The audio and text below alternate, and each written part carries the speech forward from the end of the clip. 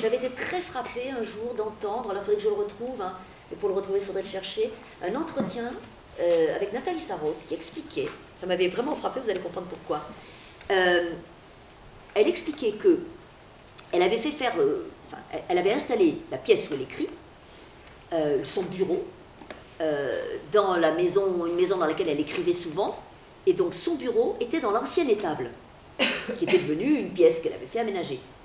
Et elle avait tourné son bureau contre le mur. Oui. Donc, elle tournait le doigt à la fenêtre. Elle était en face du mur. Et ça m'avait beaucoup frappé, évidemment à cause de l'étable. J'imaginais tout au sujet de Nathalie Sarraute, sauf ça. C'était le dernier écrivain que je voyais dans une étable. Mais bon, ça c'est parce que j'ai des comment dire, j'ai des préjugés au fond. Voilà. Bon. Et puis c'est minuit, voilà, les écrivains de chez Minuit, on ne les voit pas dans des étables. Mais bon, alors que Dieu sait que Claude Simon, par exemple, il lançait un rayon là-dessus. Mais ça, je l'ai compris très très tard.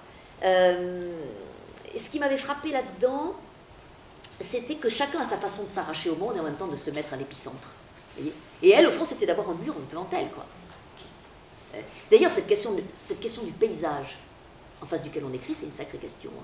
Parce que moi, quand j'écris beaucoup aussi, quand je passe 10 semaines par an dans ce que j'appelle ma dacha, c'est-à-dire une maison, celle dans laquelle j'ai commencé à écrire l'annonce d'ailleurs, hein, que j'ai achetée en 2006, donc qui est là-haut dans le Cantal, hein, et dans ce que j'appelle mon triangle des Bermudes aussi, puisqu'il y en a un dans la littérature et il y en a un dans la géographie, et bien souvent, il faut que je me défende du paysage, vous voyez.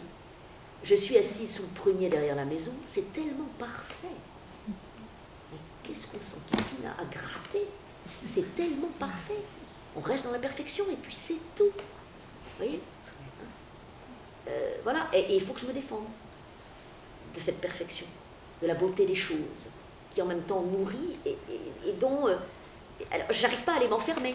Je reste quand même, vous voyez, je reste quand même à cette place-là, mais il faut que je ferme quelque chose, enfin, vous l'avez éprouvé, il faut que je ferme quelque chose en moi, un accès en moi, et il faut qu'il soit fermé pour que je puisse aller au travail d'écriture.